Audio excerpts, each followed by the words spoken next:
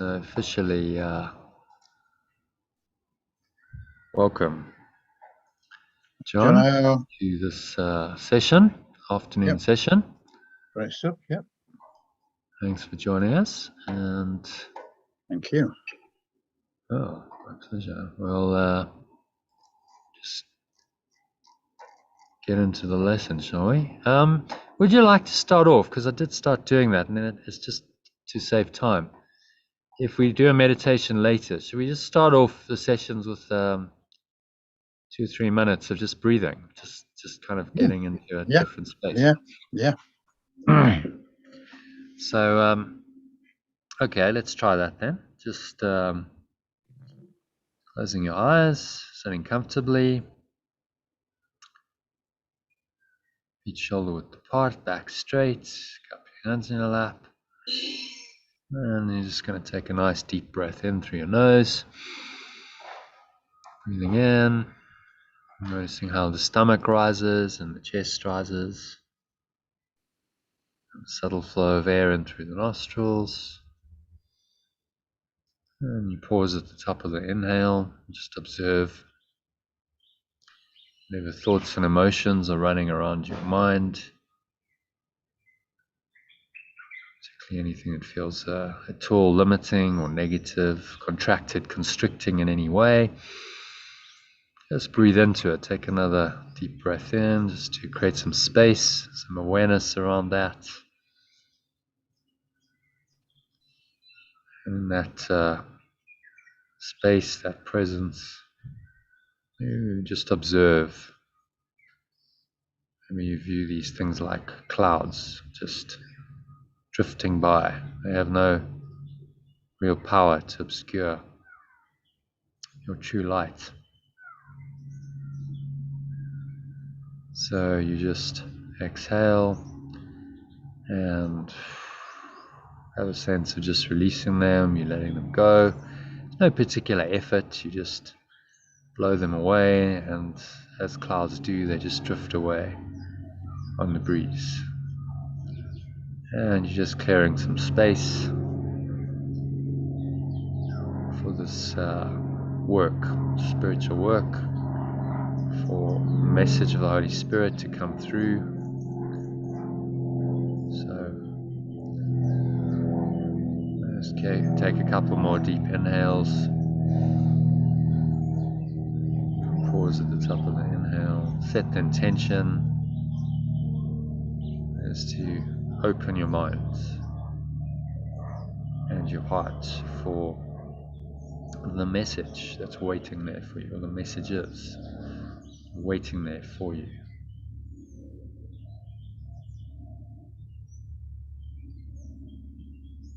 In this session, it's all about happiness.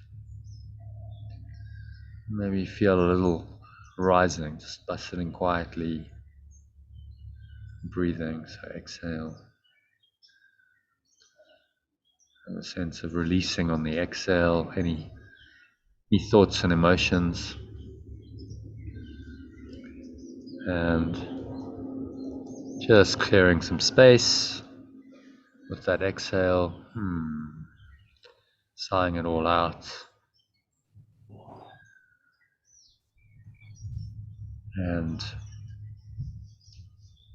again, set the intention to open to the Holy Spirit and be guided in this session to get the messages you need to get. So it is said and so it is done. One more deep breath in. And just feel like you inhaling this presence, preparation for really it's speaking to you through this session. Into every pore, every cell, every muscle of your body, part of your mind, every fiber of your being. It's in the presence. You breathe it in. One hand in your heart center, connect with your heart space.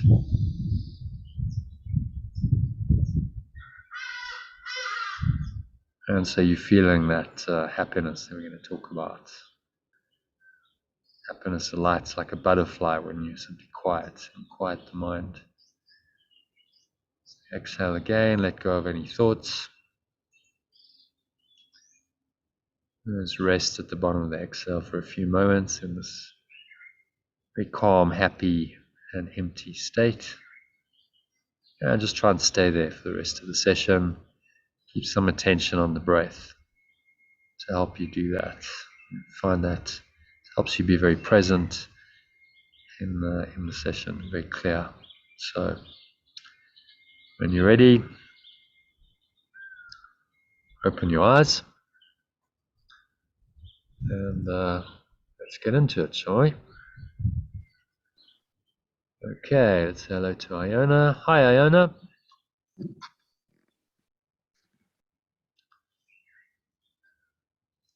Don't know if she's there. Okay, maybe she's just gone off somewhere. So let's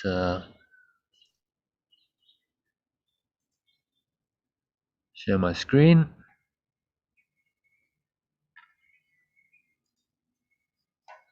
Okay, can you see that? Yep, got it. All right, so let's start off with a quote as usual. Just have a little read of that. We'll discuss it briefly. Yes. Most folks are about as happy as they make their minds up to be. Which is Yeah. a very, very simple little quote, but it's actually very profound.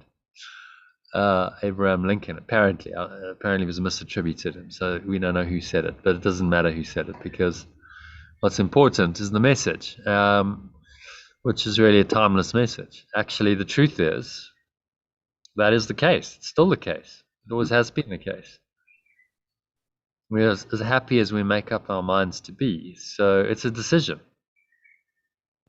Happiness doesn't just happen in this world. Happiness is a conscious decision that needs to be made, and you need to maintain vigilance around that.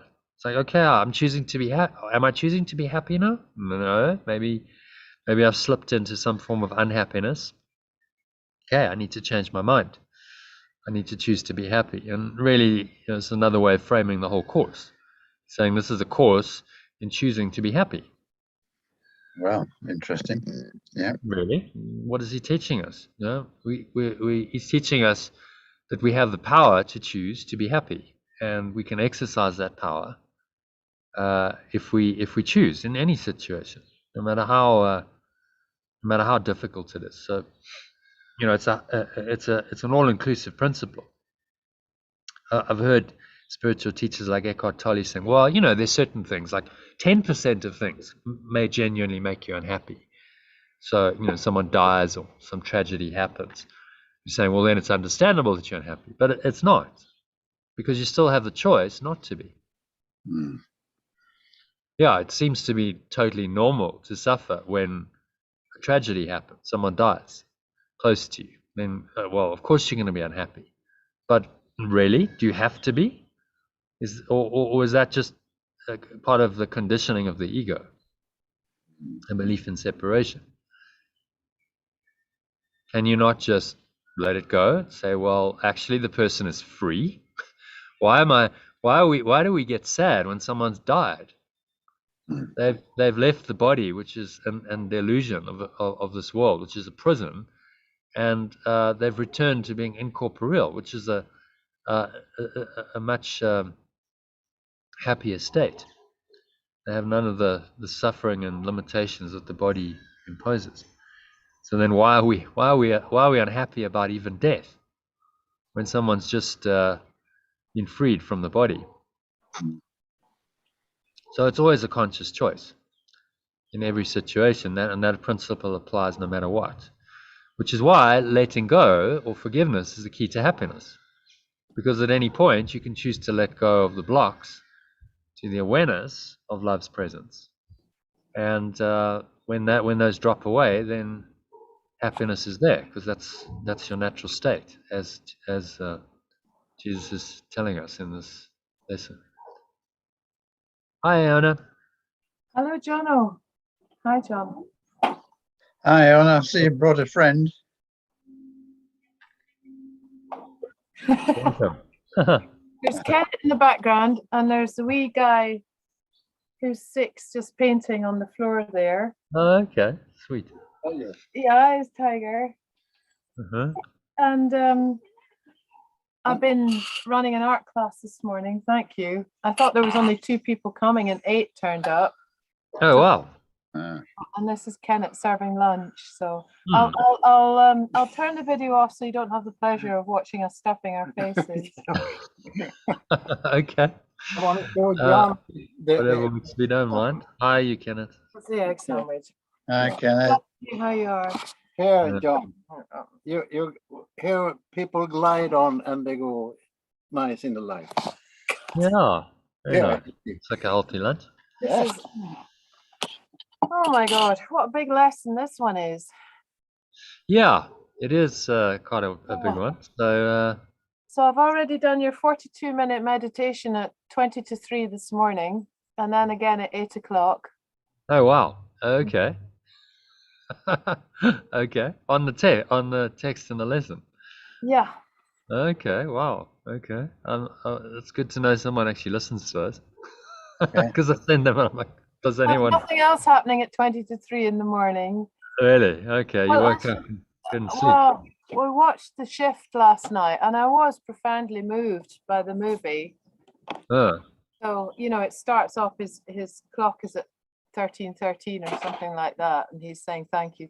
So Yeah, it was 3 in the morning. And then you duplicated the movie by waking up at 3 in the pretty morning. much, yeah.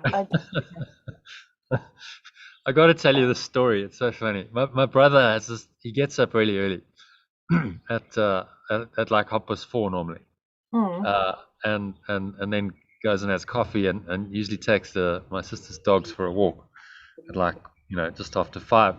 So apparently the other day he gets up at 2 o'clock in the morning. He thinks it's 4:30 because it's still dark. He gets in his truck, puts the dogs on the back, and drives down at 2 in the morning to the park for a walk. Arrives there, it's like everything's locked up, like nothing's open, and the guards are like, because there's like night shift guards, they're like, hey, what are you doing here? It's 2 in the morning. And then he drives back in the middle of the night, and then goes back a few hours later, like 5:30. So anyway, a bit of humor. Tired dogs. Apparently the dogs were finished the whole day. Oh, bet. We missed out on 3 hours of sleep here Oh, bet. because of our mad owner who Yes. gets up at 2 in the morning and thinks it's 4:30 in the morning. Yeah. I don't know why he didn't check his watch or phone, but I don't think he has a watch. Didn't check his phone. Anyway, so on that sort of happy note, because humor is one of the keys to happiness, I think. Yeah, you're right. Making light of the one thing about the ego is it has no sense of humor. You're right. Really, it can laugh at other people, I suppose, but that's not really humor, actually. But it's Laughing at other mocking. people's misfortune is Yeah, not really yeah. humor.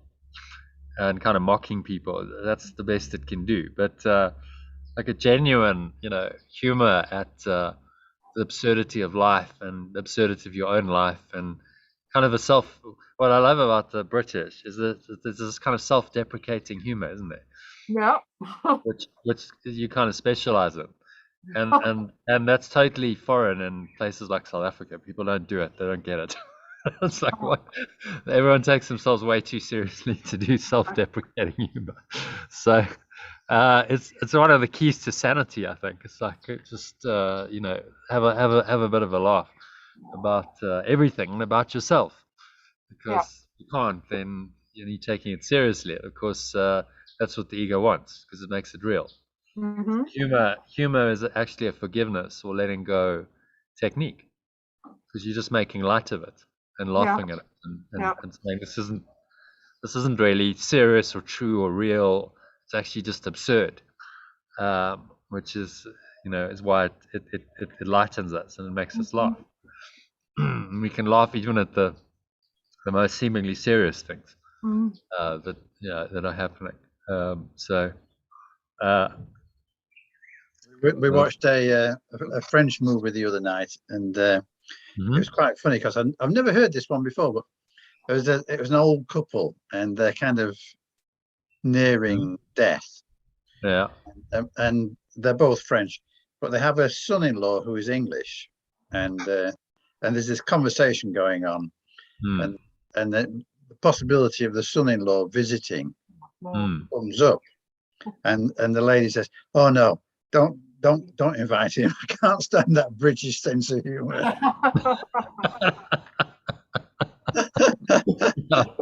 It's one of the things the British are renowned for. Yeah. Do you also do self-deprecating humor in Scotland? Is that Oh my God, yeah. part of the equation? It's oiled the wheels of a nation. Oh, yeah. I tell you what, Johnno, before you come, watch some Billy Connolly. Yeah, I have watched Billy Connolly. You know Billy Connolly? Yeah, I know him. Yeah, but not for a long time. Our greatest export. Yeah, he's classic.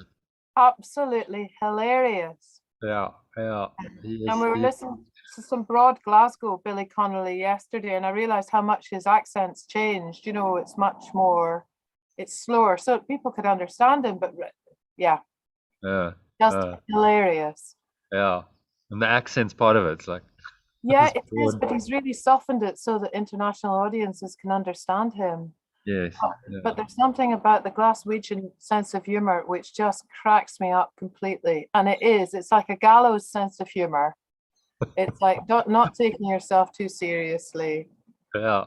You know, and I think a lot of nations go like, what? Like they don't get it. You know what I mean? It just doesn't. Absolutely not. Americans don't get it. Absolutely not. Like, what? No. Because I think it kind of undermines your sense of self-importance, doesn't it? And if you invested in that, if you invested in that, and you know someone's taking the piss out of you, then it doesn't really work, and you tend to shy away from that sort of humor and that sort of person. But if there's kind of maybe it's because the weather's so bad, I don't know. Something like that. I think the funniest humor has been from the poorest, most challenging communities.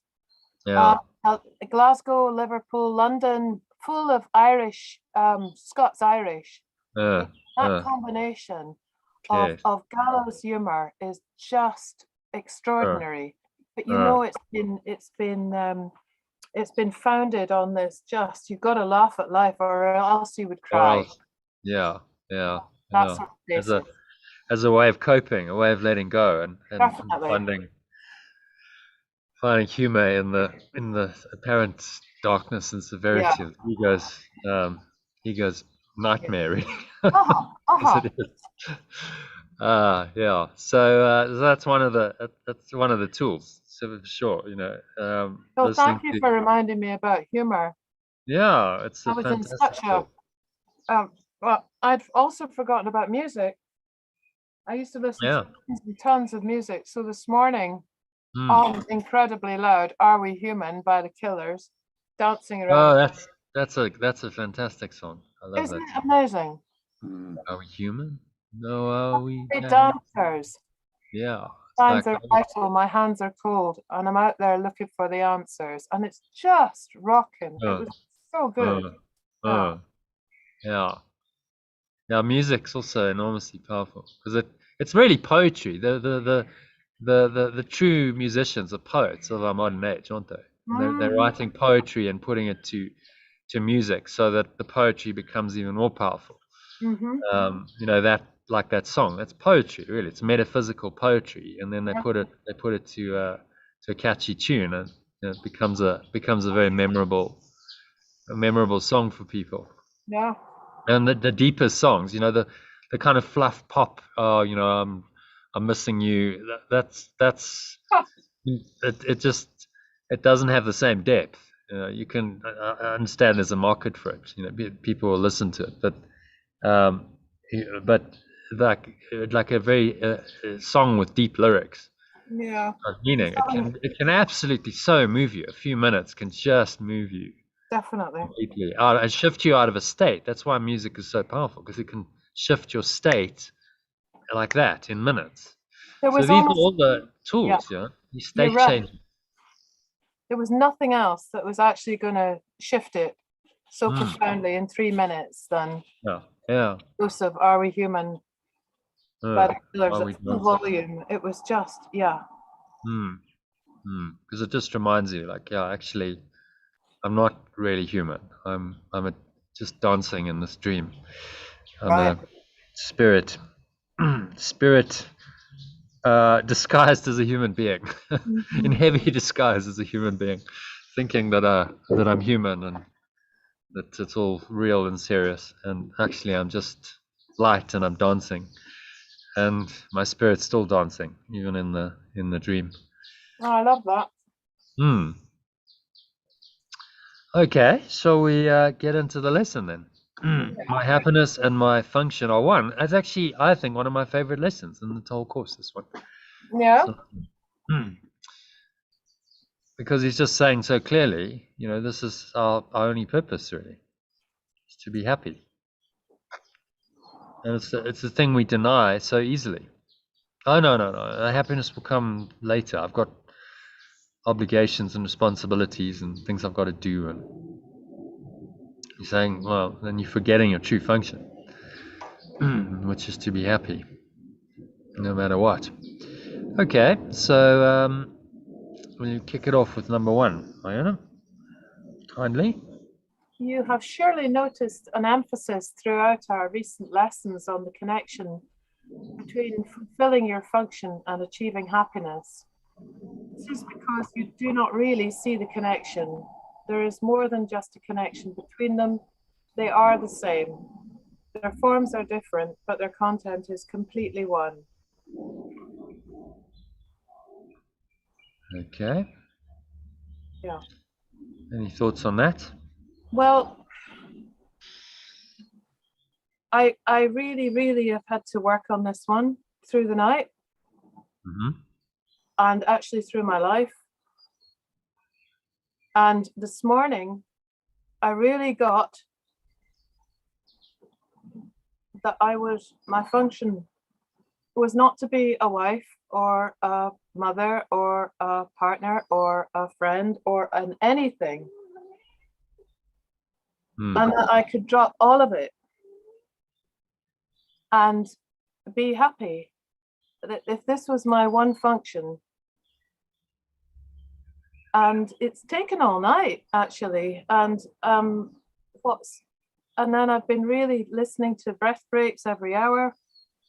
Oh wow, you're actually doing that.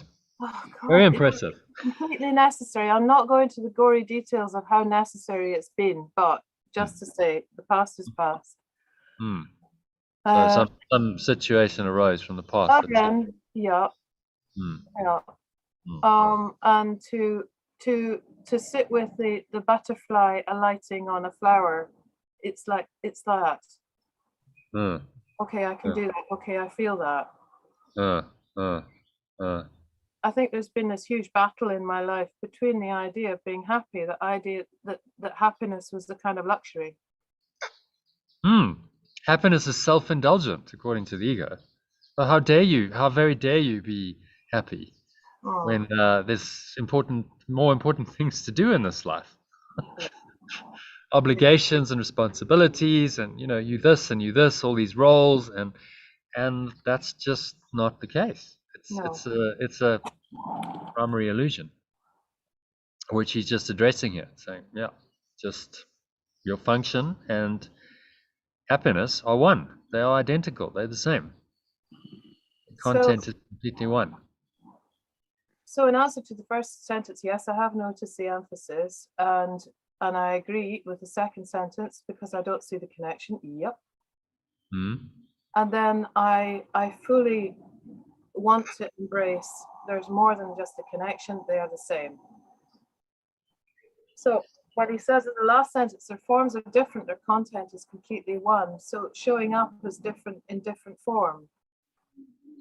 Yes, exactly. As I've just said, what I thought was my function, I've just fulfilled stuff, done stuff. It's been expected. And then if there's been a kind of pleasurable sidekick from it, oh, yippee.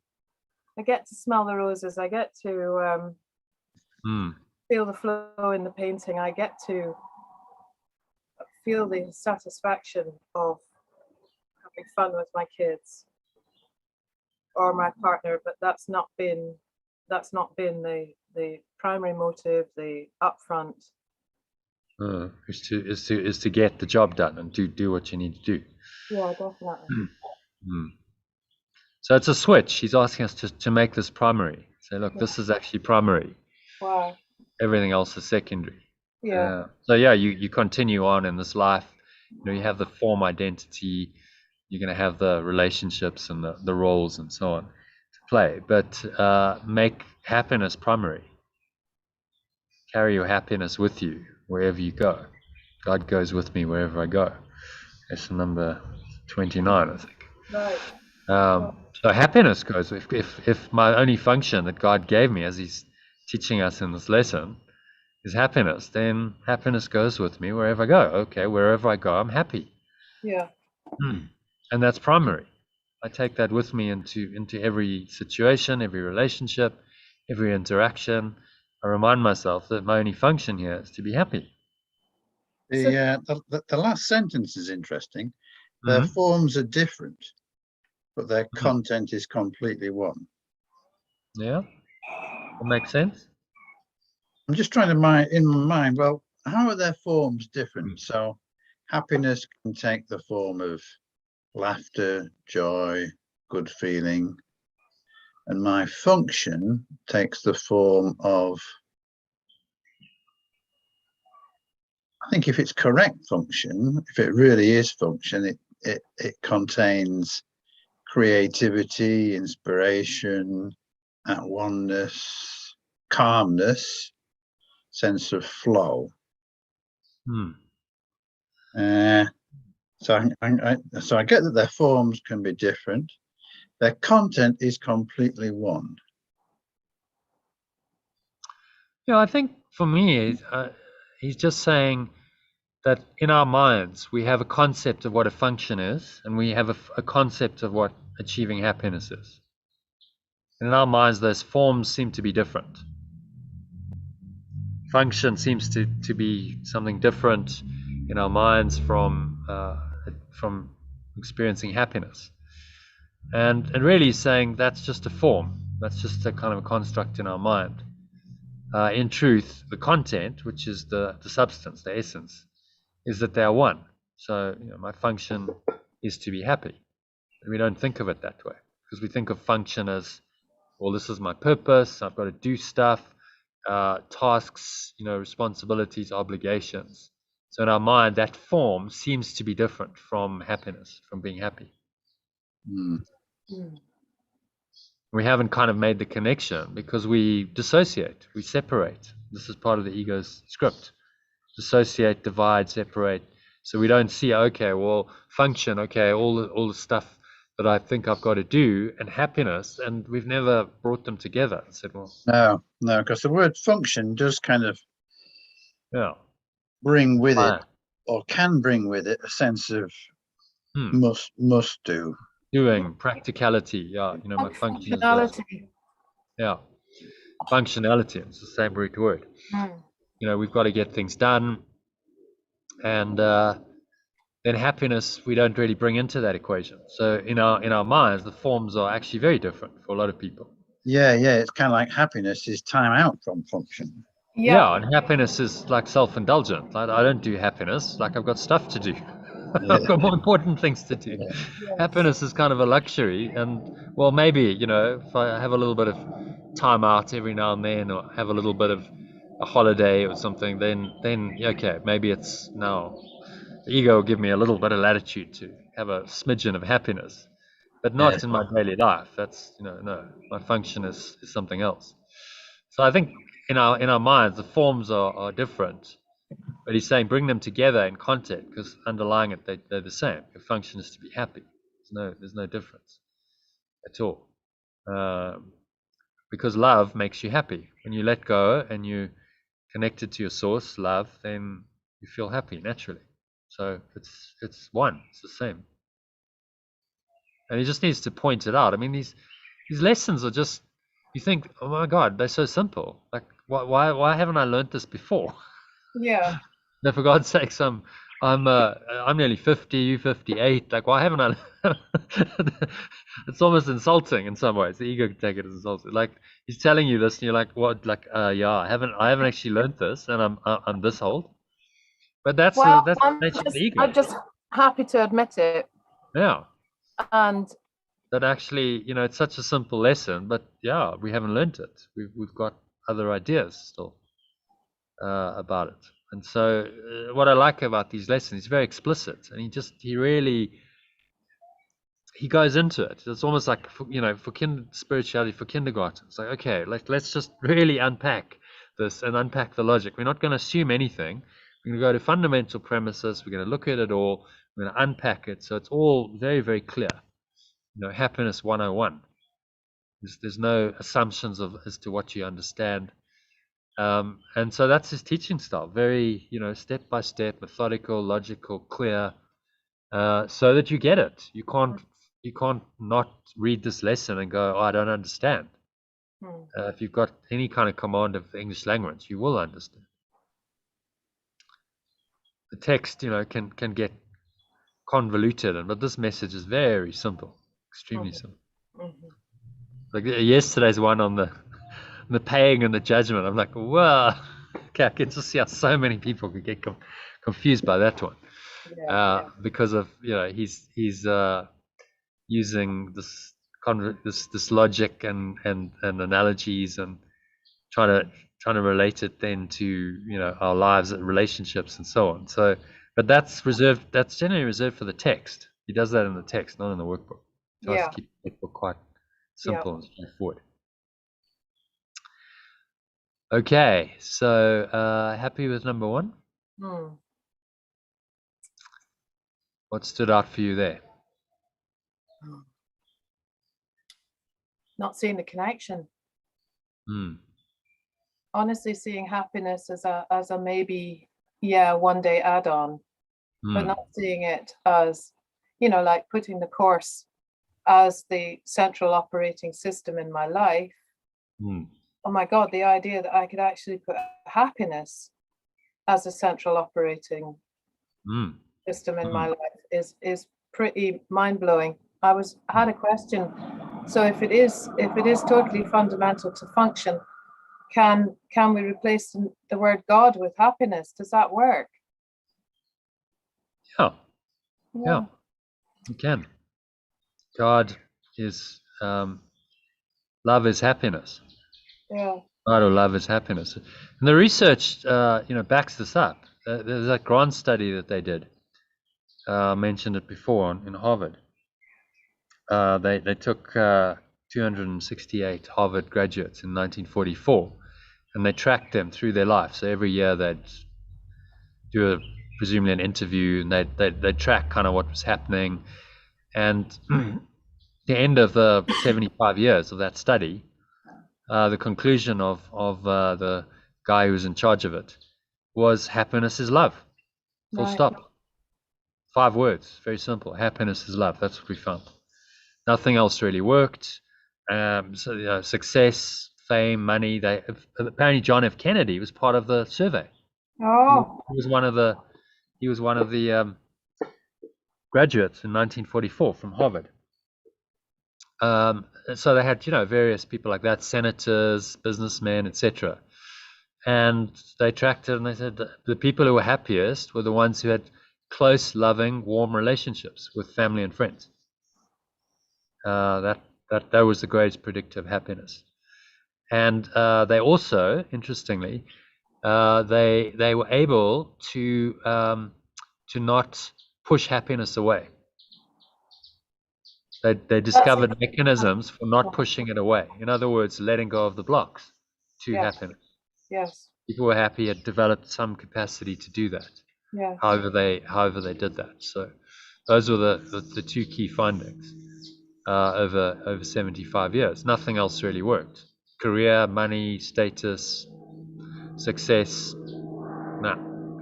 And the biggest predictor of unhappiness was unloving relationships. People stuck in unloving relationships. Alcoholism was a big one. They said alcoholism was a huge problem. They found that really diminished happiness severely for people, because it's a false idol. You're addicted to the substance, and there's no room for love. So the research backs it up. Scientific research says, yeah, happiness is love. It's the same thing. If you truly love unconditionally, then you'll be happy. Oh. God is love, therefore God is happiness. It's a state of mind. It's a state of being that a pure formless awareness is only happy. That butterfly alighting on you is pure formless awareness.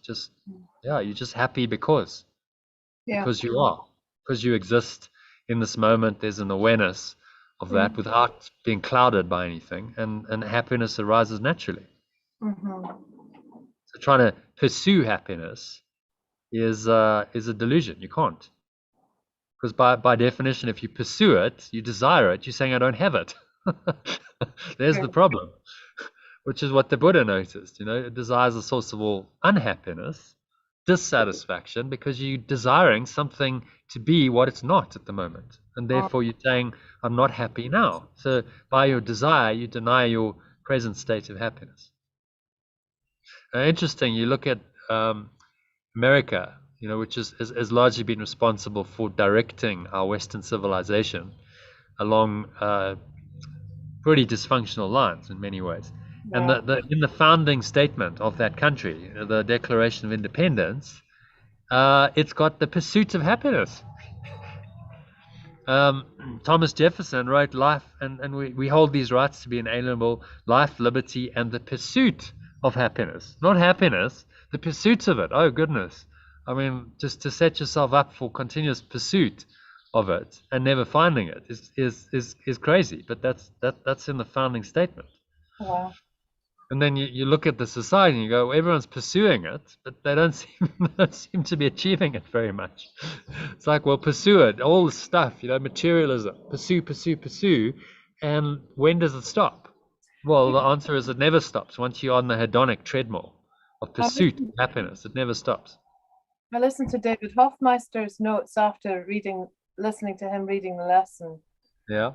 And he lists, that we go in pursuit of better weather systems, fewer clouds, all kinds of stuff, different colored rocks. It just got so detailed and wonderful. And then, oh my God, no, none of that's gonna work.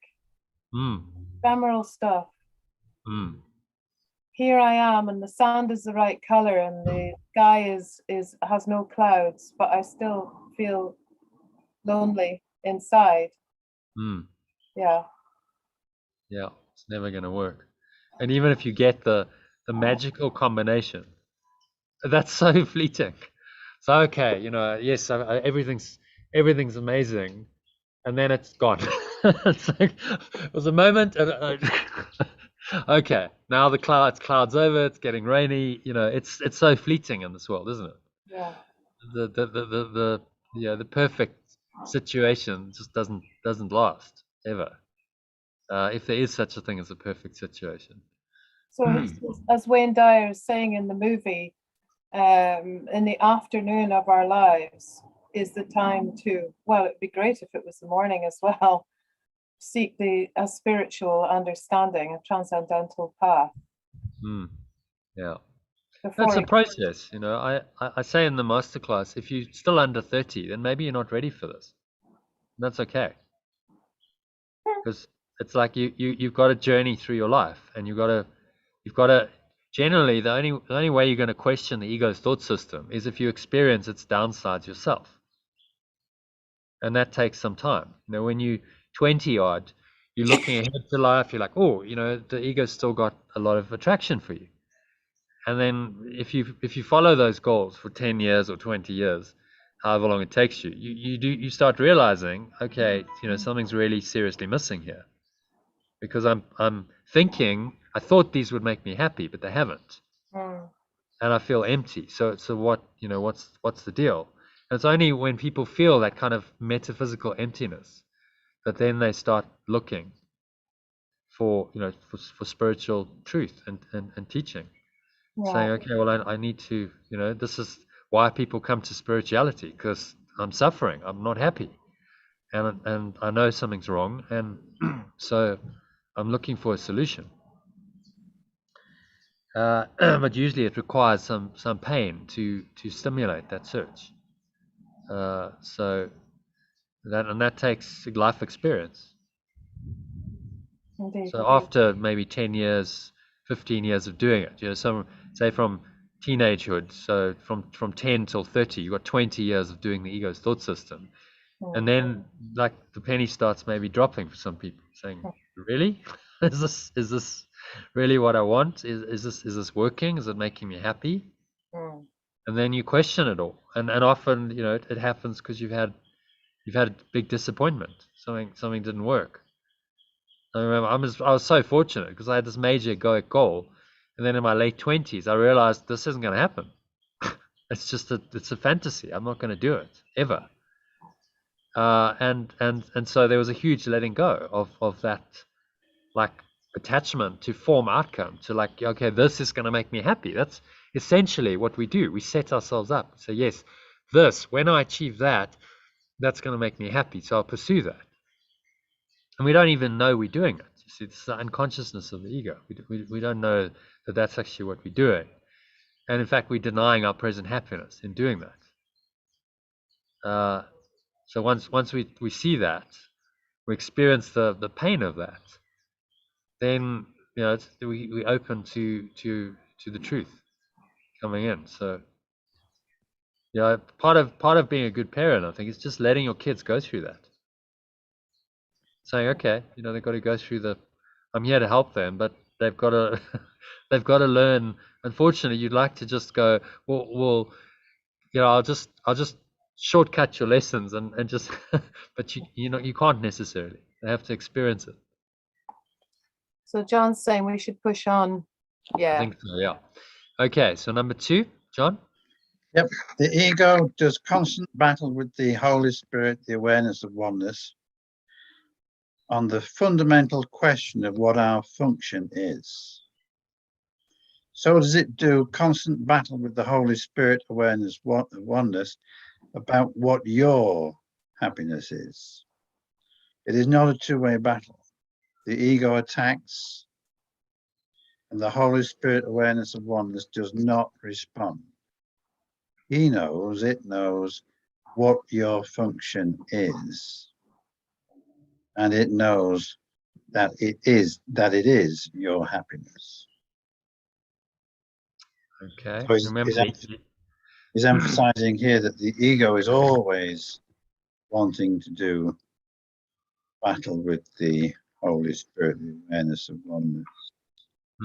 Which is, the ego has huge energy in itself, really. It's relentless in its determination. Or is it? I think it is to a degree. It's just a belief, but it's because we've believed in it so much, we've given that belief a lot of power in our minds. Yeah. And so it doesn't just go. It requires a lot of undoing. I think I like to see it as a kind of when the ego pops up in a certain area and we have to do battle with it.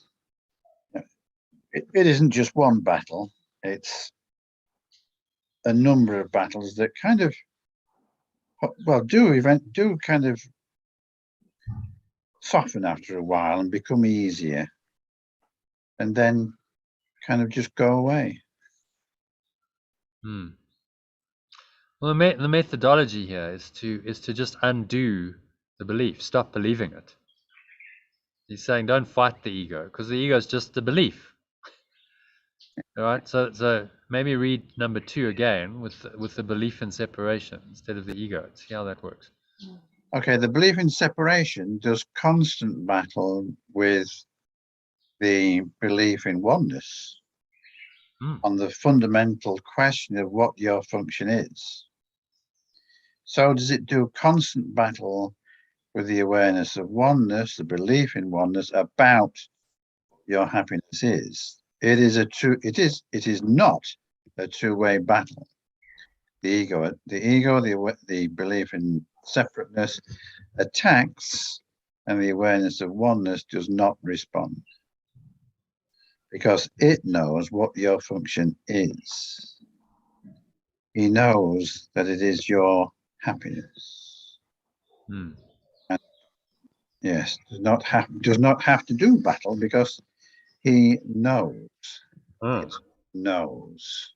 So going beyond belief, ego is just a belief. Yes. The Holy Spirit knows. Yeah. So it's a deeper understanding, a deeper knowing in your mind that simply says, no, this belief in separation is not true. And so I don't need to battle it. I just need to let it go. You can't battle a belief. You simply drop it. You let it go. Yeah.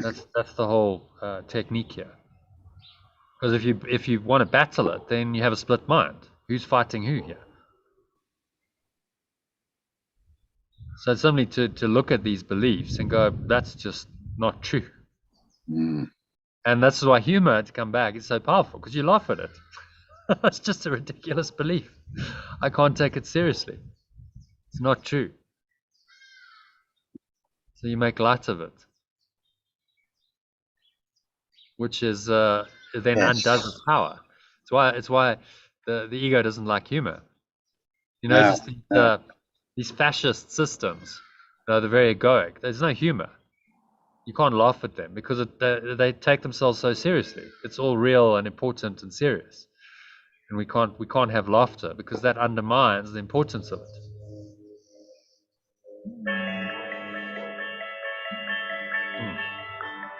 Who's calling me? Sorry, I'm just gonna.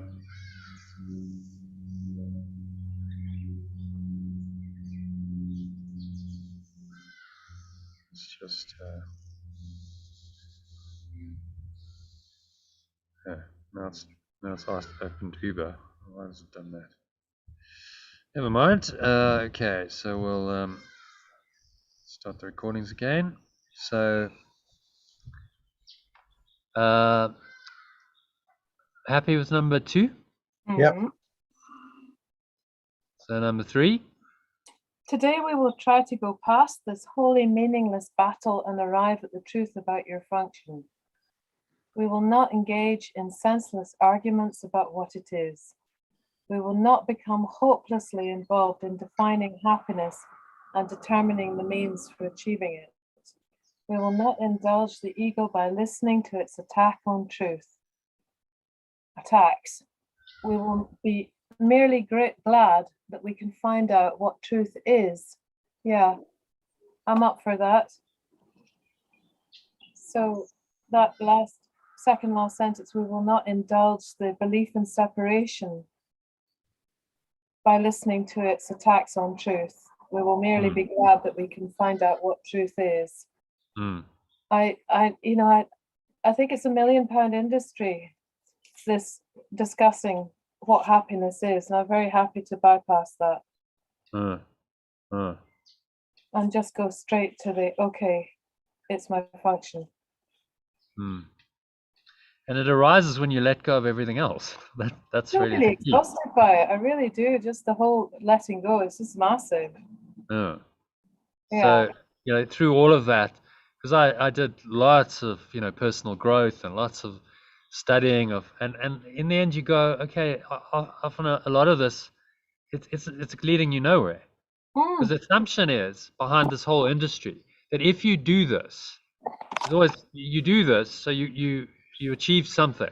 That might be more money, it might be better relationship, better health. These are the things. Then you'll be happy. This is the underlying assumption, which is unquestioned. Uh-huh. They just put it out there, go, no, we'll show you how to make more money. Money's the big one. Health is another one. Relationships another one. And, then you'll be happy. Yeah. But how do you know? Are you sure?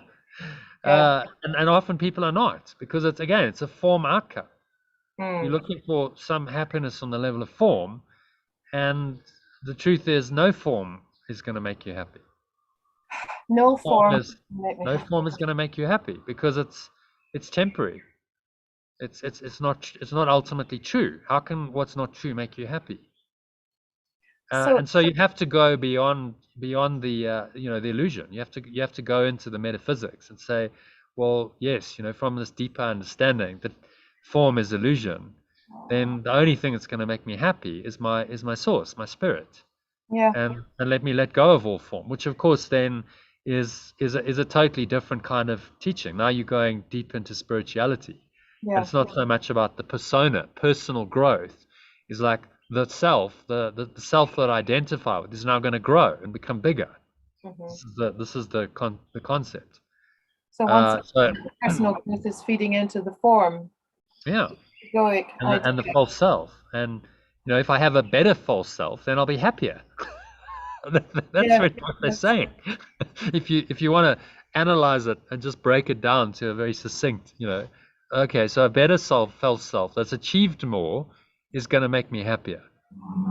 And like, how likely is that actually to succeed? If you're not that self, it's not going to work.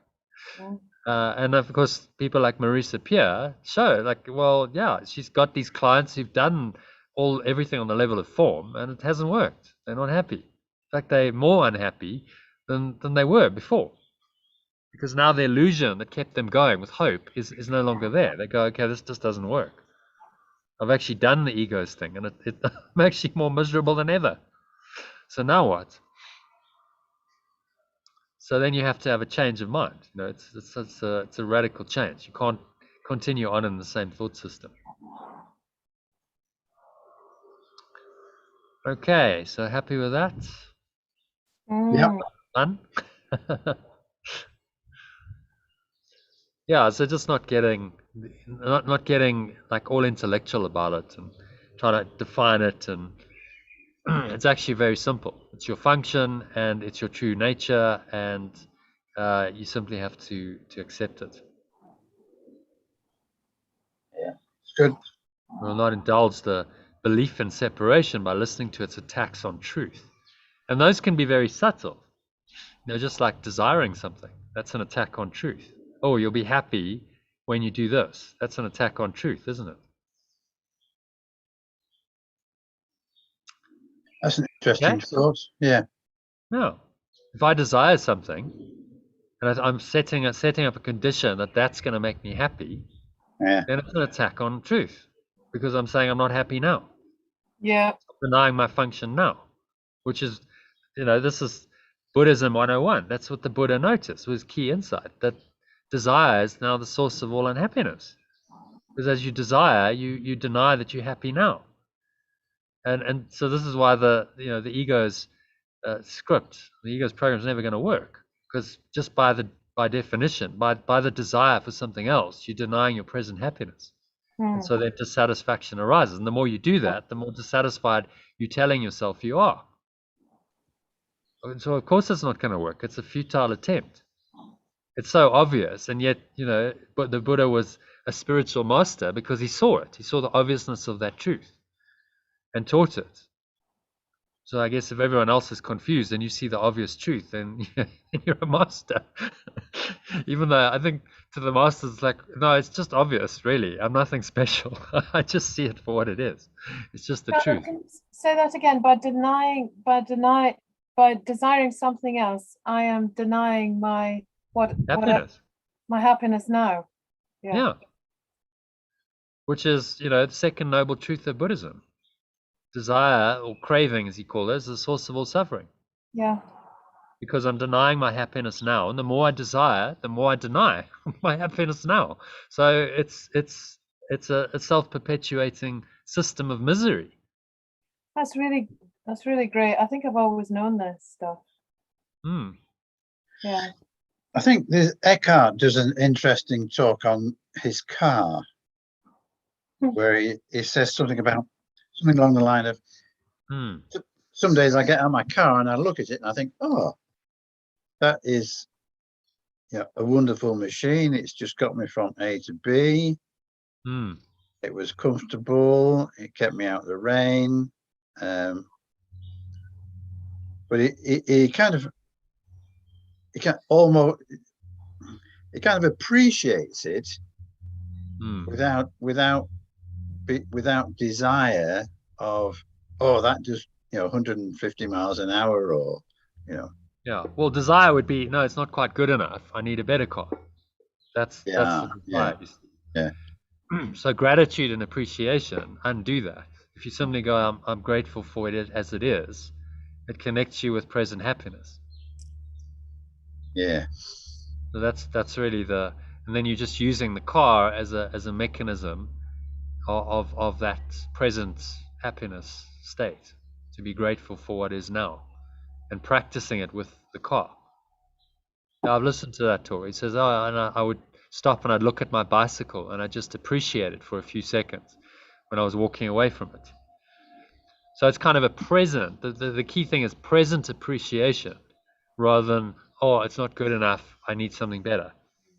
Because that makes you dissatisfied with it. Yeah. And you're like, well, why have I got a bicycle? Why don't I have a better bicycle? Why don't I have a car or a motorbike? And then the mind's not happy with its current reality. And that makes it dissatisfied. Yeah. And then we have to seek for something else. And our entire society is based on that movement of the mind. Seek outside of yourself. He says in the course, you know, all mental illness is some form of external searching. Yeah. Mental illness is some form is external searching. So this seeking outside of yourself is the illness. And then we invent things like money to perpetuate that. And we wonder why our society is just really not working and not functional, because it's happiness is not its foundation. The pursuit of happiness is at its foundation. You see? Yeah. See the difference? Yeah. Not being happy, pursuing happiness. Because if you keep pursuing, then it's never ending. And you set up a system where everyone's in pursuit and never really finding it. And so, you know, this whole system of money and buying things, it's all part of that, isn't it? Oh, well, you know, when you get this, what is marketing? When you get this, then you'll be happy. That's what they're telling you. So then you're incentivized to buy it. And of course, it's a false promise. So it's not really going to bring you any kind of long-term happiness. The more expensive the thing is, the more they have to play that. Because they're like, okay, well, to get you to spend that money, we've got to give you the illusion that it's going to make you happy. Or if I spend that, oh, it must make me happy. Of course, it's all false promises. It's not going to work. Okay, so happy with that? Yeah. Little dive into Buddhism there, Buddhism 101. But it's all, I mean, you can see the similarity. There's no conflict. It's just saying the same thing. So it's the same teaching, really, just in a different form. Okay, so our longer practice period has as its purpose your acceptance of the fact that not only is there a very real connection between the function love or pure formless awareness gave you and your happiness, but they are actually identical. Love or pure formless awareness gives you only happiness. Therefore, the function it gave you must be happiness, even if it appears to be different. Today's exercise will attempt to go beyond these differences in appearance and recognize a common content where it exists in truth. Any thoughts on that?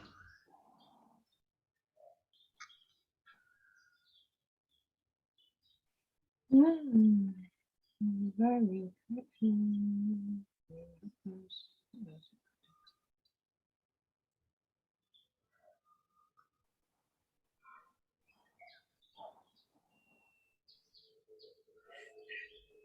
That sentence, pure formless awareness gives you only happiness, therefore the function it gave you must be happiness, even if it appears to be different.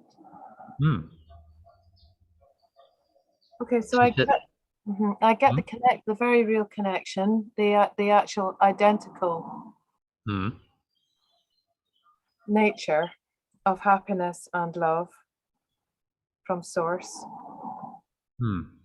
But it appears to be different. The function it gave you must be happiness, even if it appears to be different. How does it appear to be different to me? Just in the form? Yeah.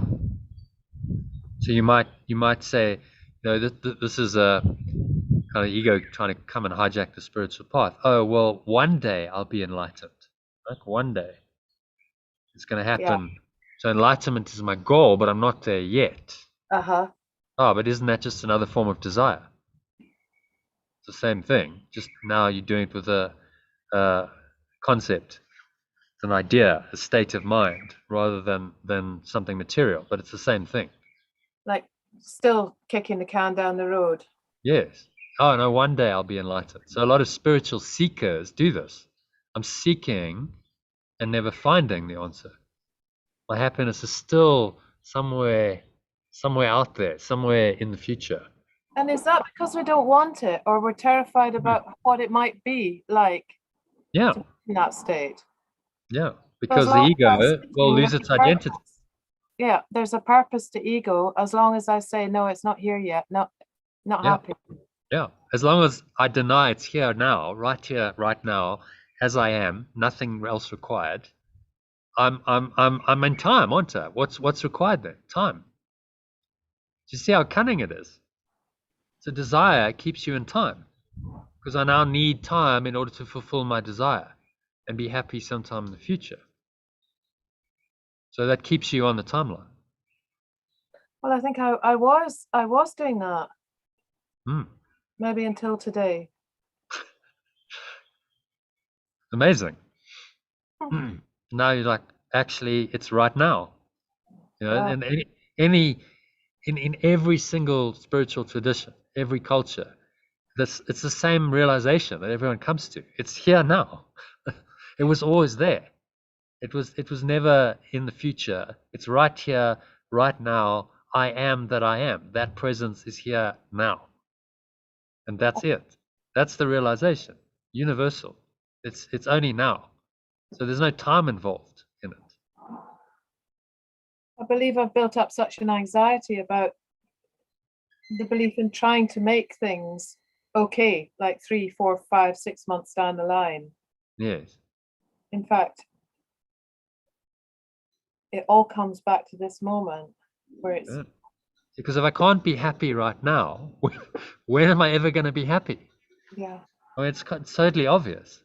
But when my stars align right, when everything's, it's obvious. It's an illusion. It's never going to happen. It's never going to line up perfectly.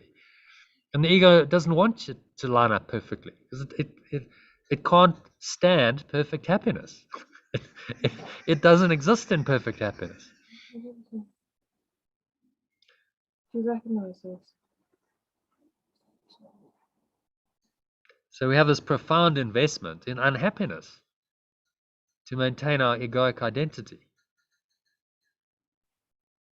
And he's just saying it's right here now. You said, is God happiness? Well, what's he saying? Love, God, love, pure formless awareness gives you only happiness. Right? It is happiness. That state, boil it down to a state. That state of pure formless awareness is happiness. When you are in pure formless awareness, there is only happiness. Gives you only happiness. It's a happy state, and that's it.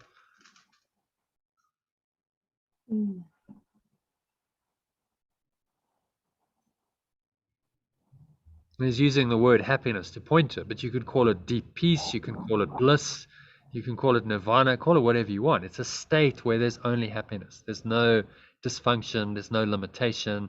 None of those thoughts and emotions exist there. So that's what he's pointing us to. And it's identical. It's the same. Yeah. Pure formless awareness is that state. Okay.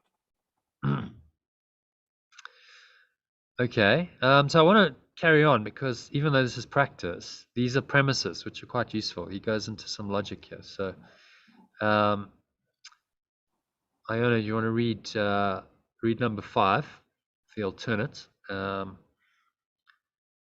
The alternative one. Well, you can read both if you like. There's only one word to translate this. Yeah. Okay. Love, pure formless awareness, gives me only happiness. It has given my function to me, therefore my function must be happiness. Try to see the logic in this sequence, even if you do not accept the conclusion. It is only the first two thoughts that are wrong. It is only if the first two thoughts are wrong that the conclusion could be false. Let us then think about the premises for a while as we are practicing. So I'll just read that again. Love gives me only happiness. It has given my function to me, therefore my function must be happiness. That's a logical consequence. You can't really break that logic. No. Except if you deny the premises. So this is what he's saying. Okay, well, let's look at the premises then. Because maybe you deny that love or God or love or pure formless awareness gives you only happiness. If you deny that, then yeah, your function won't be happiness. So then he's saying, okay, so let's look at the first premise. Okay. John, do you want to read that? The first premise is that God gives you only happiness. This could be false, of course, but in order to be false, it is necessary to define God as something he is not. Love cannot give evil, and what is not happiness is evil. God cannot give what he does not have, and he cannot have what he is not. Unless God gives you only happiness, he must be evil. And it is this definition of him you are believing if you do not accept the first premise. So, interesting. Okay. You want to read the alternative? And then just unpack it line by line as you go. The first premise is that love, pure formless awareness, gives you only. This could be false, of course, but in order to be false, it is necessary to define love, pure formless awareness as something it is not. Okay, do you understand that?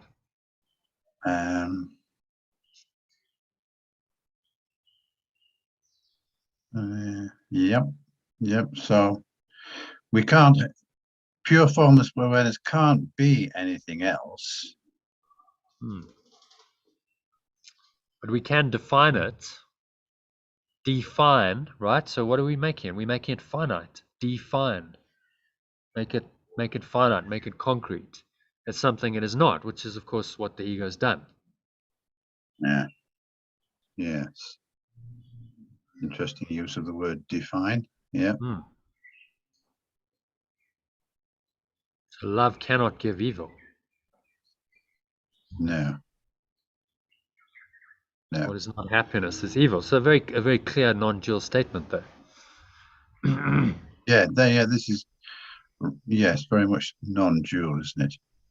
Love, pure formless awareness, cannot give what it does not have, obviously, and it cannot have what it is not, because is and having are the same.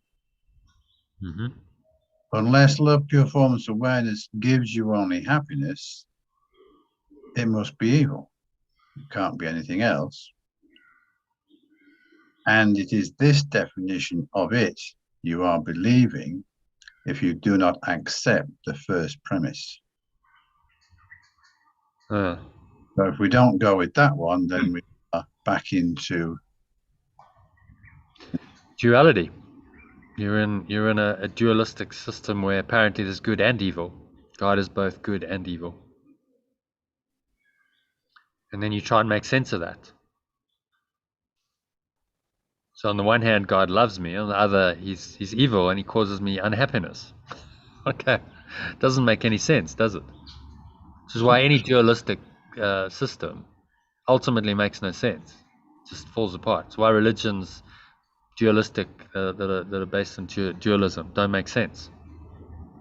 It's this fundamental split. Well, God is only love, but then there's all this misery and unhappiness in the world, but God created the world. Okay, well then God must also have created misery and unhappiness. So now you have to define God as something that God is not. Yeah. So then you have the split, and you have now the ego's version of God, which is in your mind, which is just false. Yeah. So it comes down to fundamental premises, right? You have to accept the fundamental premise in order for your mind to be healed. Yes, it's good looking at it like this, because it does help you get to that fundamental premise. Because I mean, it's easy to struggle with this thought of non-duality and non-duality, and without getting to what the purpose of it is. Yeah, the purpose is just, true non-dual teaching is just accept that this is the truth, and anything to the contrary is not true. That's in the end what non-dual teaching is all about. It's an acceptance, and if you're not willing to accept it, then you'll never do it, because it's your denial of that truth. That's the whole problem. You denied it in your mind. Now you must accept the truth back. It's that simple, and no one can do that for you. You have to do it for yourself. He can give you all these lessons and all the logic, but in the end, if you don't accept it, if you want to carry on believing that love and pure formless awareness is evil, God is evil, then that's the reality you'll create for yourself, and you'll never find happiness.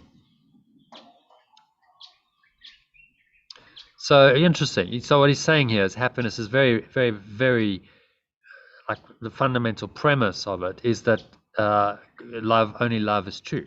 Only love or pure formless awareness is true and real, and it gives you only happiness. That's the fundamental premise. So you kind of have to get this non-dual teaching if you want to be happy. That's really what he's saying. You have to accept this, otherwise forget happiness. So it's not some kind of luxury. A lot of people are, it's all very abstract, and it's all kind of out there. No, it's absolutely fundamental to your mind. If you don't accept this, you're never going to be happy. Simple. So it's actually very practical to your mental and emotional state and your life situation to accept this, to really understand this teaching and accept it. Okay, happy with number 6? Yeah, go with that. Iona, any questions? No, I've been listening. That's fine. Okay, so number 7. The second premise is that God has given you your function. We have seen that there are only 2 parts of your mind. One is ruled by the ego and is made up of illusions. The other is the home of the Holy Spirit, where truth abides. There are no other guides but these to choose between, and no other outcomes possible as a result of your choice, but the fear that the ego always engenders, and the love that the Holy Spirit always offers us to replace it. Did I read that correctly? Yeah. Okay. So the second premise is that love, pure formless awareness, has given you your function. We have seen that there are only 2 parts of your mind. One is ruled by the belief in separation and is made up of illusions. The other is the home of the pure formless awareness, where truth abides. There are no other guides but these to choose between, and no other outcomes possible as a result of your choice, but the fear that the belief in separation always engenders, and the love that the awareness of oneness always offers to replace it. So he's saying, just again, there is no room here for dual belief. A little bit of this and a little bit of that. Only 2 parts. One where truth abides, the other where I believe in separation. But I can choose.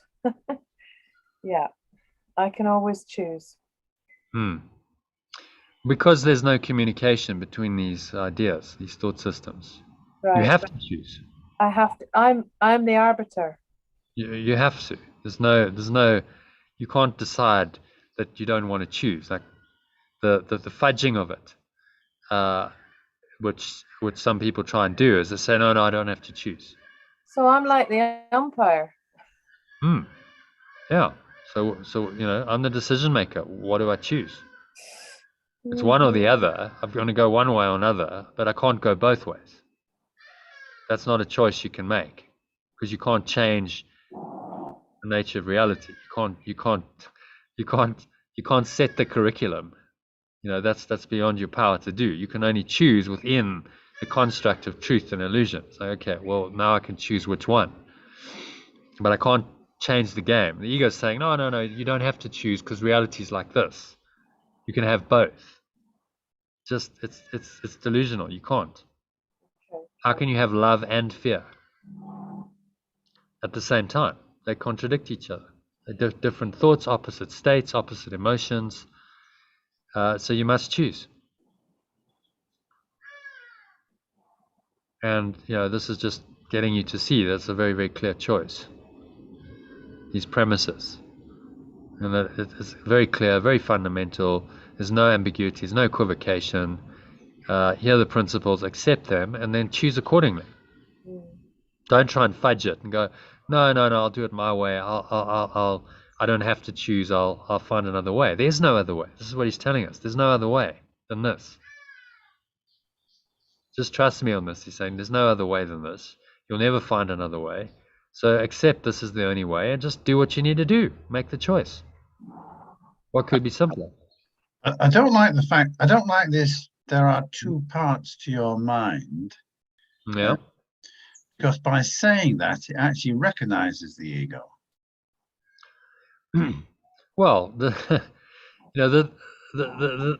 is the nature of the whole teaching. He's recognizing the ego just in the very fact that he's giving us a course to train us to undo it.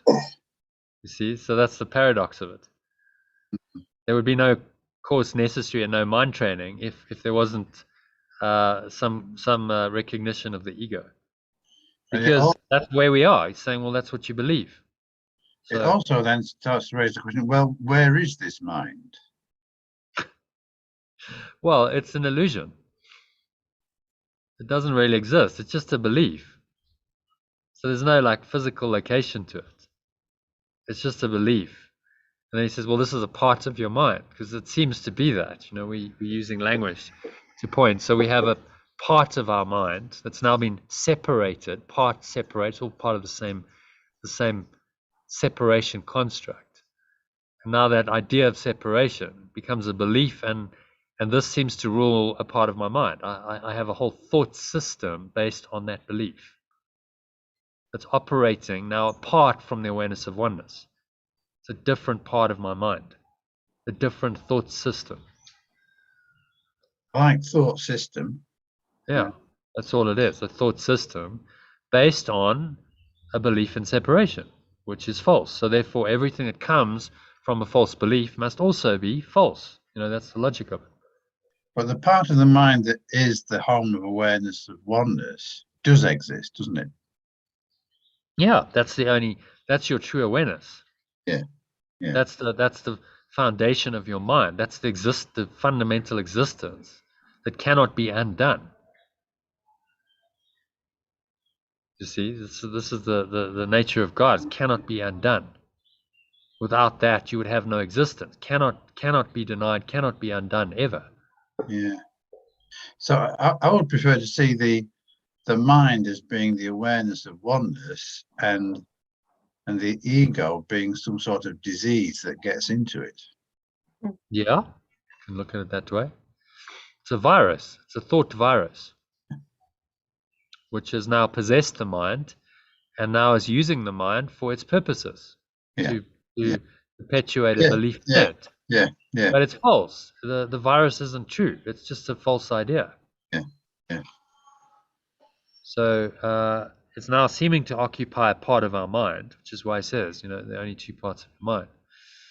But in truth, it's nothing. The belief is nothing. It's nowhere. It's nothing. It cannot actually have any existence. in truth, because it denies your true awareness completely. So you have to choose between these. Now that you've done the impossible and you've made up this false belief, you have to deny it in order to be saved and go back to the truth of who you are. Yeah, no, that's good. That's good. Remind me again what those reminds me again, John, of what those birds are in the background. Hardy-daws. Hardy-daws, that's it. Yeah. Okay. Yeah. You don't have them there. I don't think they do the migration thing. They're too big.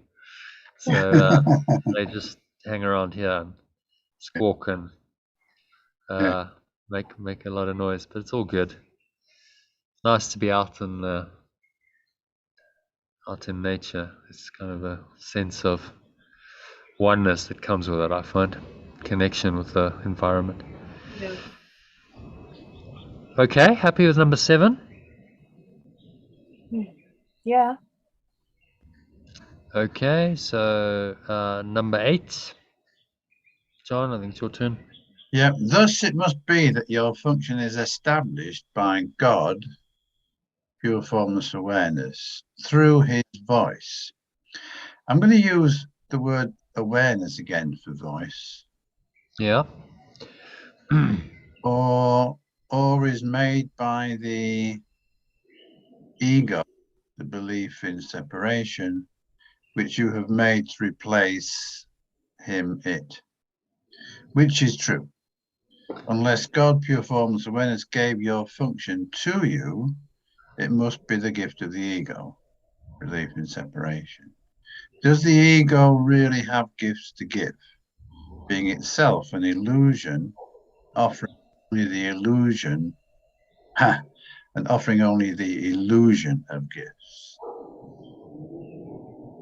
Alternatively, thus it must be that your function is established by love, pure formless awareness, through its voice, or is made by the belief in separation you have made to replace it. Which is true? Unless love, pure formless awareness gave your function to you, it must be the gift. Yes, fair comment.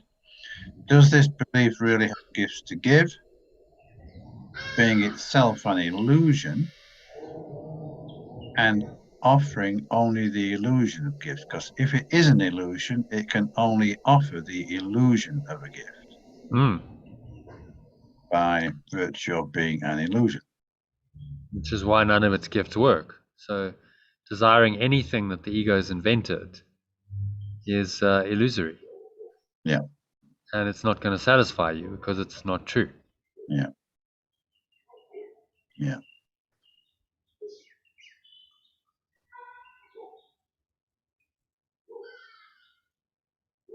Okay, happy with that? Yep, makes sense. Want to give a little summary of that? Yeah, okay. So either we believe in pure formless awareness and the happiness that it offers us, or we believe in the illusion, the belief in separation, which will always take us down a blind alley because it cannot offer us anything but illusion, because it is purely an illusion. Which is why desire for anything in the world is not going to work.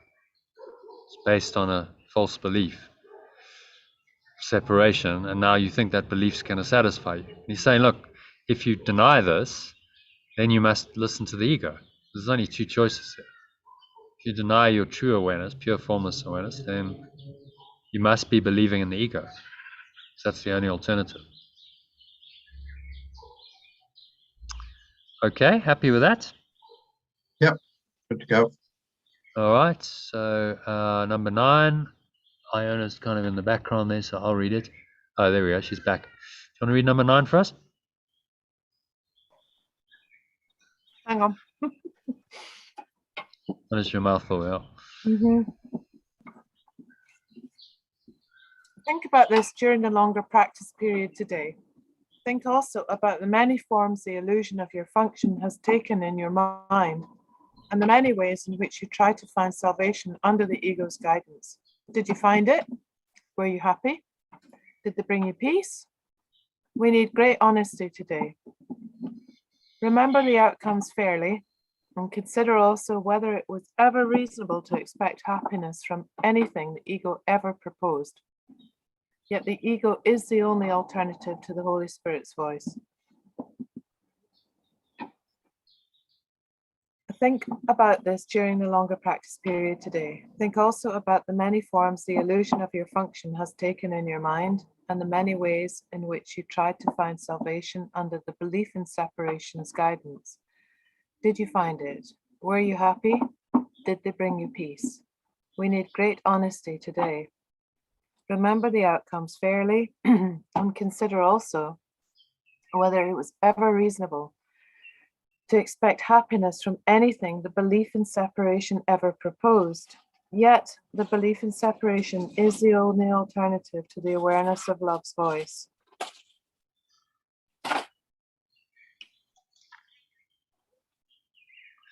Well, okay, yeah. So he's asking us to just question it.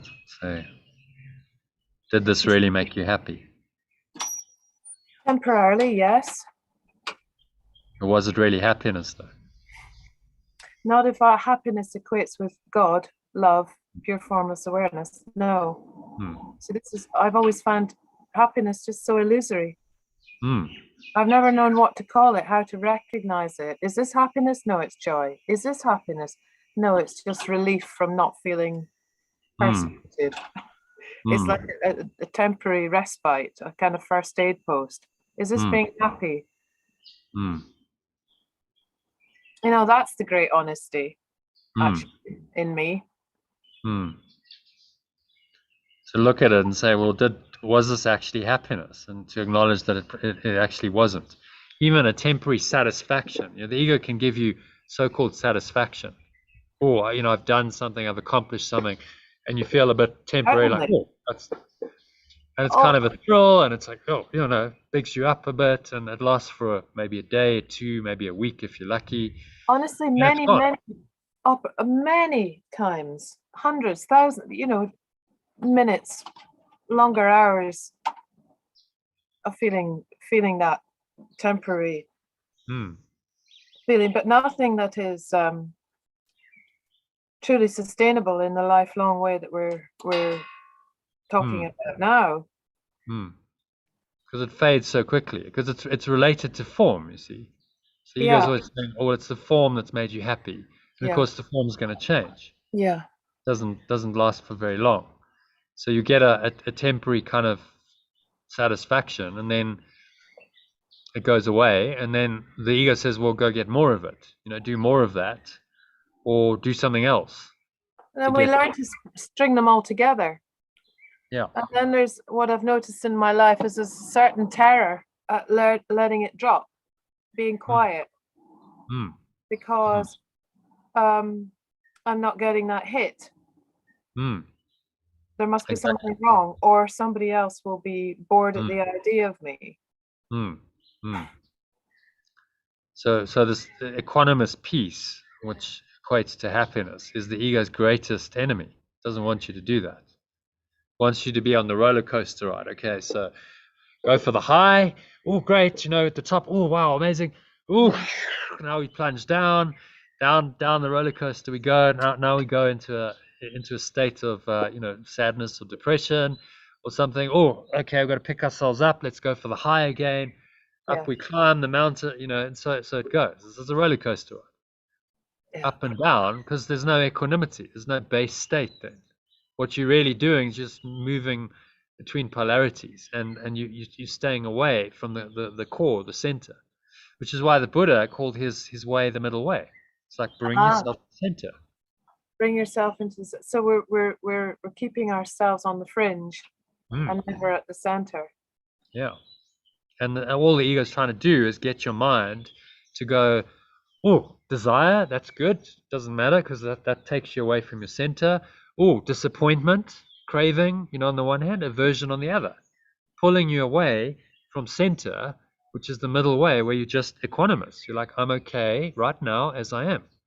But there's And I like don't have huge fluctuations. See, it's not like this massive, oh, no, now I'm really excited. Wow, amazing. And then on the flip side of that, now I'm really disappointed and devastated. This is the ego's way. Equanimity, you have to give up those fluctuations. Say, no, I prefer the stable state of peace,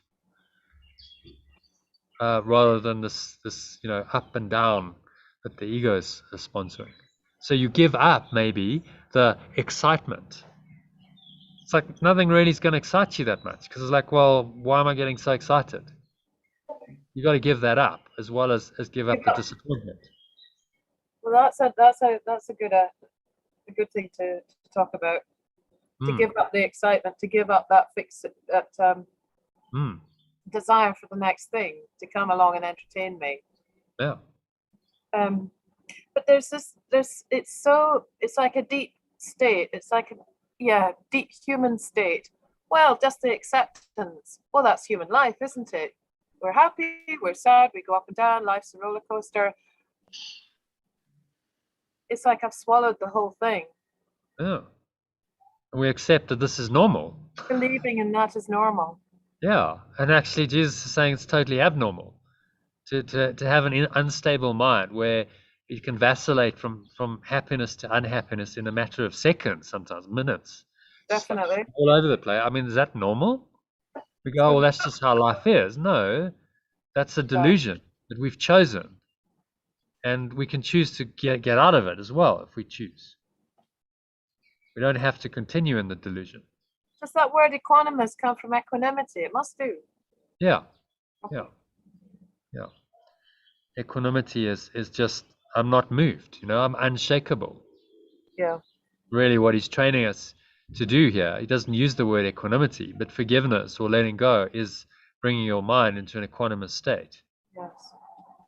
Where you're not moved by whatever the projections are. You simply stay rooted in that state of pure formless awareness. Pure formless awareness is unmoved, unshakable, equanimous. Just going to shut the door. There's a lawnmower. No problem. Can't actually hear it. Okay, so happy with number 9? I'm going to have to go in 15 minutes as well. Sorry. Okay, well, we can probably get a little med in there. Do you want to read number 10? You will listen to meditation. Yeah, okay. You will listen to madness or hear the truth. Try to make this choice as you think about the premises on which our conclusion rests.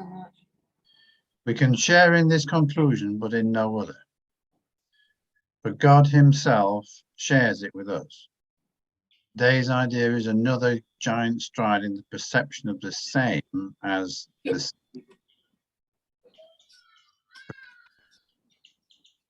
one side stand all illusions, all truth stands on the other. Let us try today to realize that only the truth is true. Alternatively, you will listen to madness or hear the truth. Try to make this choice. Think about the premises on which our conclusion rests. We can share in this conclusion, but in no other. For love, pure formless awareness itself shares it with us.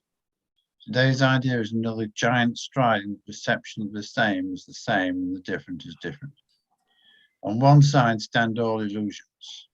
All truth stands on the other. Let us try today to realize that only the truth is true.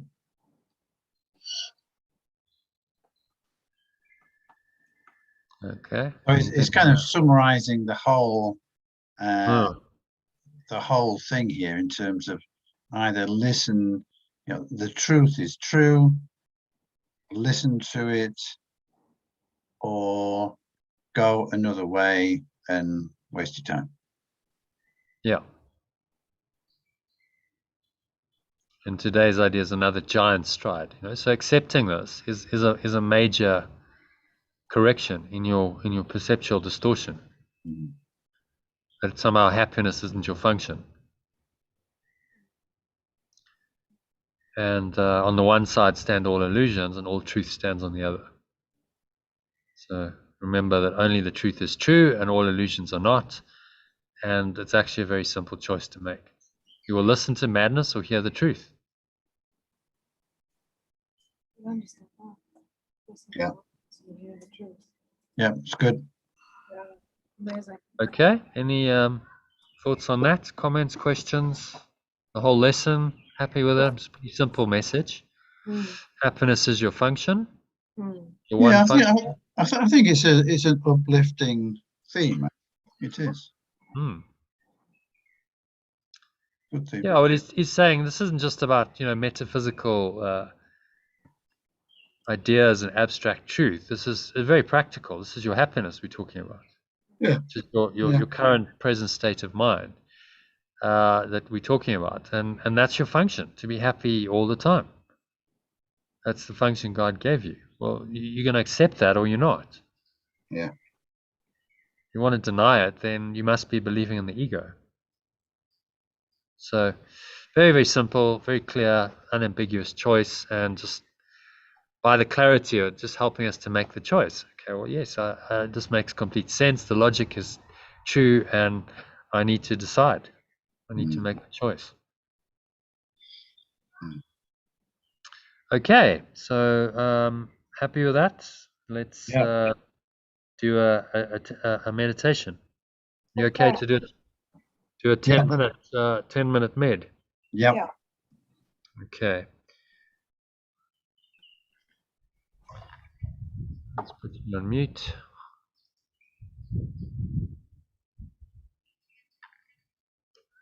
All right, so just making yourself comfortable, sitting your feet shoulder width apart, back straight, cup your hands in your lap, close your eyes,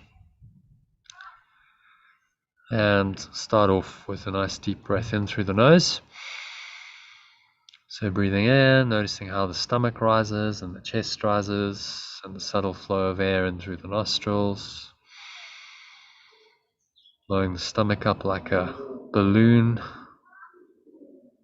Imagine you breathing light into the stomach, clench the sphincter muscle. It's a muscle used to contract the flow of urine or squeeze the last drops out. You lock the energy in and you draw this energy up the spine into your heart center. Just put one hand on your heart to connect in with your heart space. Bringing your mind into present moment awareness. And then draw the energy all the way up into the crown of your head. Feel this warm wave of energy rising up into the crown. Pause at the top of the inhale. Now just scan your mind. So noticing any thoughts, any emotions, any physical sensations going on that seem to be there. Maybe you notice some unhappiness, just a kind of a contraction, a constriction in your mind, a limitation. Remind yourself that God or love, pure formless awareness, gives me only happiness. Right?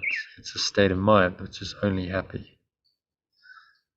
So it has given my function to me. Function is to be in this state. And therefore my function must be happiness. So try to see the logic in this.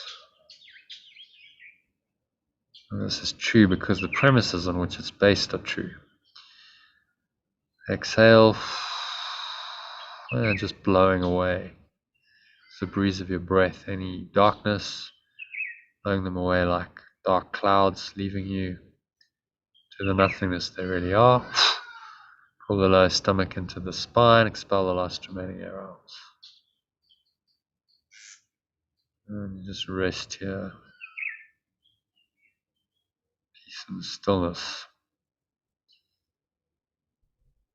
And in that stillness, in that awareness, pure formless awareness, happiness arises. It's your natural state. You don't have to pursue it. You don't have to seek it. It arises when you simply let go of everything else and allow it to arise. And so you just sink inwards into your mind. Allow happiness to arise. Consider the first premise as you do this. And just watch your breath. So the first premise is that God or love gives you only happiness. And so just consider that. Gives you only happiness. This could be false, of course, but in order to be false, it's necessary to define God as something He's not. Love cannot give evil. What is not happiness is evil. Love cannot give what it does not have. Cannot have what it is not. So love and happiness are totally one. Accept this. Breathe it in. Accept it into every fiber of your being. It's a state of mind. Love, happiness, pure formless awareness, it's all just words pointing to one state of mind. Just allow that state of mind to arise now.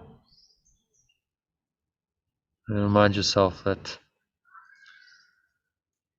this is a state of mind, this loving presence, this pure formless awareness has given me my function. There's really only two parts of your mind. One denies this function, says you something else,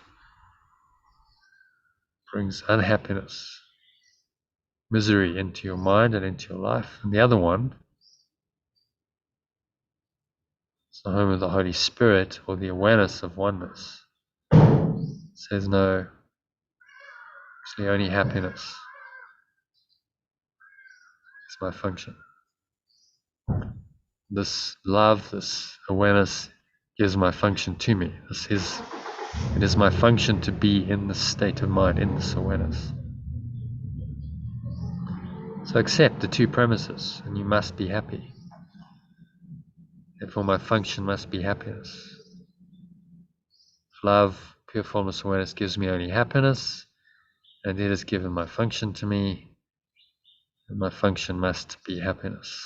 So just accept the logic of this and sink into that happy state. Experience it fully.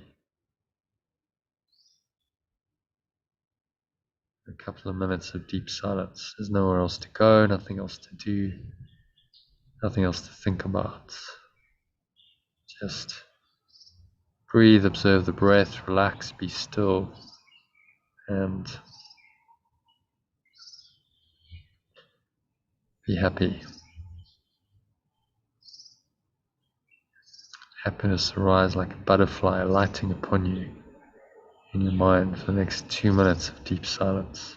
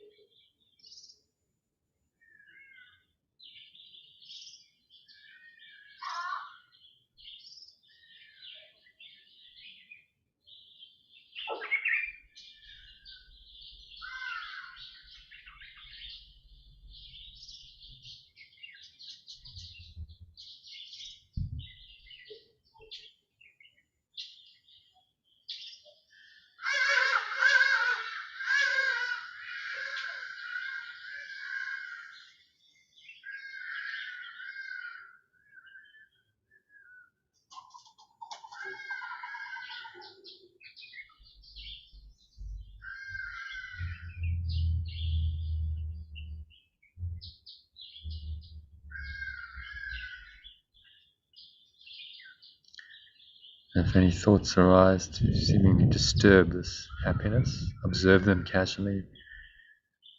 Find yourself, they're just part of the belief in separation. They're not true, they're clouds. They have no power to obscure the eternal sky of your mind. And so just blow them away with the breeze of your breath. Just letting them go and sinking into this blue sky beyond all clouds. In this awareness, this pure formless awareness, happiness arises naturally. You don't have to seek it, pursue it, try to be happy. It simply is. It's a natural consequence of being in this state of awareness. So rest here for another minute or two of deep silence in the pure formless awareness that is your natural state. Let the light of your source shine through it. Another minute or two of deep silence.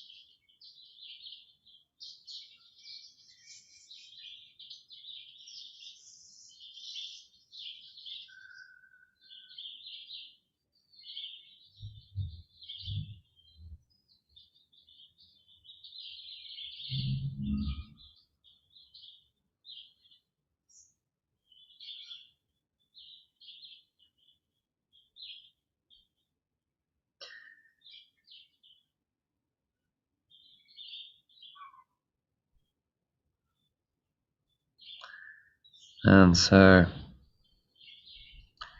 just gently coming back into an awareness of the body and the breath and the senses and the world. And on the count of 3, you're going to open your eyes. So breathing in, noticing how the stomach rises and the chest rises and the subtle flow of air in through the nostrils. You pause at the top of the inhale, you smile.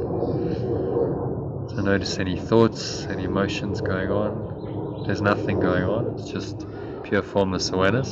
Notice it, experience the happiness that comes from it. But if there's anything there, any thoughts about the past, the future, pretty much any thoughts at all just obscures your pure formless awareness. Just observe it and be willing to release it. So you exhale. Just letting it all go. The breeze of your breath to the nothingness that it really is. Blowing it all away. Pull the stomach into the spine, so notice the air flowing out, chest and the stomach suck back in. Energy subsides back down into your lower stomach. Your groin, just rest here for a few moments in peace and stillness at the bottom of the exhale.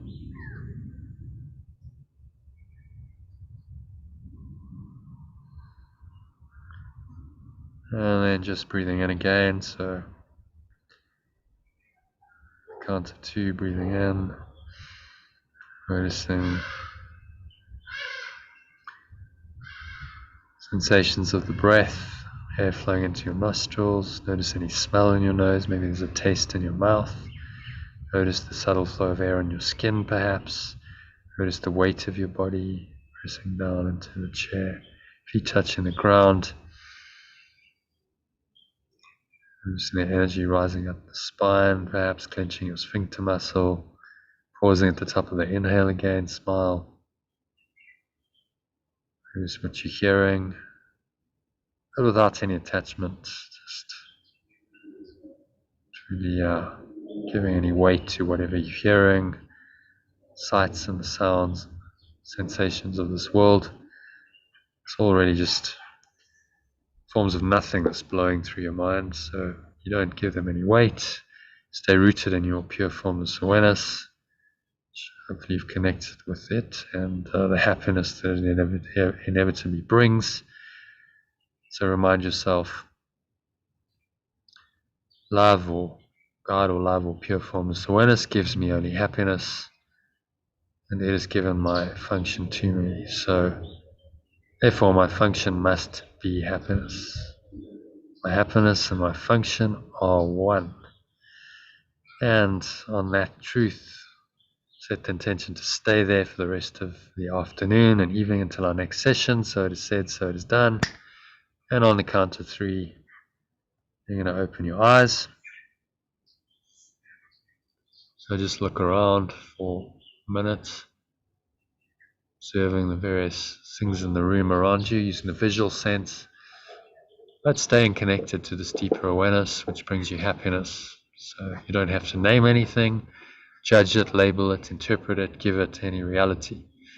Just allow these things to be there, and you rest in your true awareness. And notice when you're in this awareness, it feels very peaceful and very happy. Happiness is just a word to point to an inner state. So by acknowledging it, by noticing it, you can start to make this your default state. To help you stay there, you can top yourself up with a breath break. So Jesus recommends doing this every half hour. So listen to either recordings. I've sent you a 2-minute recording and a 3-minute hard recording. So listen to those to top you up through the afternoon and evening. And we'll do another meditation on this evening. So that brings us to the end of the meditation and this afternoon session. So thank you, John and thank you, John. Yeah. Thanks for joining, and I'll see you later. I hope you're going to join tonight. Yeah. See you later. See you later. Thanks. See you now. Yes. Namaste. Namaste.